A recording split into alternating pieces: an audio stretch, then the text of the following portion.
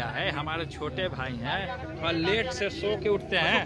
तेजू भैया का भोज super duper hit नहीं हो सकता, हमारा नहीं होगा तो किसका होगा। चूड़ा दही का भोज का भव्य इतना आयोजन किया गया, सब जगह सुबह से रात तक, रात से दिन तक पूरा मीडिया में अपना चल रहा है कि चूड़ा दही का भोज स्पेशल, सब हम देख ही रहे थे चैनल पर। और पिता का आशीर्वाद भी मिल गया। तो पिता माता हमारे लिए भगवान है, तो आशीर्वाद क्यों नहीं मिलेगा, आशीर्वाद तो मिलते रहेगा। तेजू भैया का भोज सुपर डुपर हिट नहीं होगा तो आखिर किसका होगा।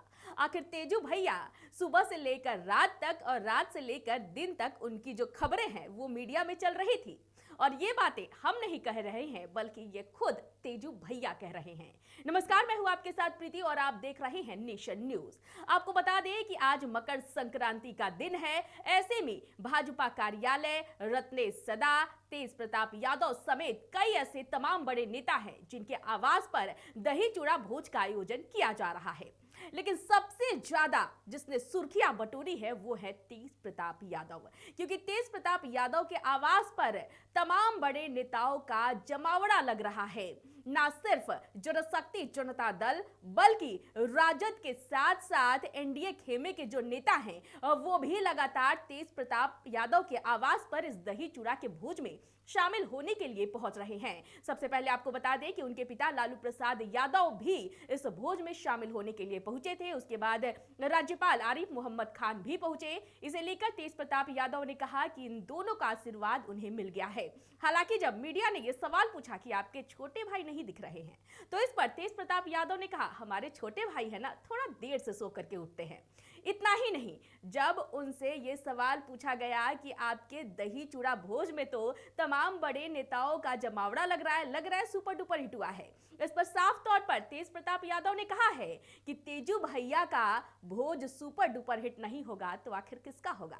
चलिए ये पूरा बयान सबसे पहले हम आपको सुनवाते हैं। गवर्नर साहब आए, वो भी आशीर्वाद दिए, उन्होंने। गवर्नर साहब भी आए, उन्होंने भी आशीर्वाद दिया। तो बड़े बुजुर्ग से आशीर्वाद लेते हुए कुछ नया काम करना है आगे। अब उसके बाद पूरे बिहार में यात्रा लगेगा। हमने न्योता भेज दिया है, हमारे छोटे भाई हैं और लेट से सो के उठते हैं। तेजू भैया का भोज सुपर डुपर हिट नहीं हो सकता, हमारा नहीं होगा तो किसका होगा। चूड़ा दही का भोज का भव्य इतना आयोजन किया गया, सब जगह सुबह से रात तक, रात से दिन तक पूरा मीडिया में अपना चल रहा है कि चूड़ा दही का भोज स्पेशल, सब हम देख ही रहे थे चैनल पर। और पिता का आशीर्वाद भी मिल गया। तो पिता माता हमारे लिए भगवान है, तो आशीर्वाद क्यों नहीं मिलेगा, आशीर्वाद तो मिलते रहेगा। अब ये रेलगाड़ी जनशक्ति जनता दल की जन की शक्ति से मिला है, जन की शक्ति। तो रेलगाड़ी क्यों रुकेगा, अब दिल्ली तक पहुंचेगा।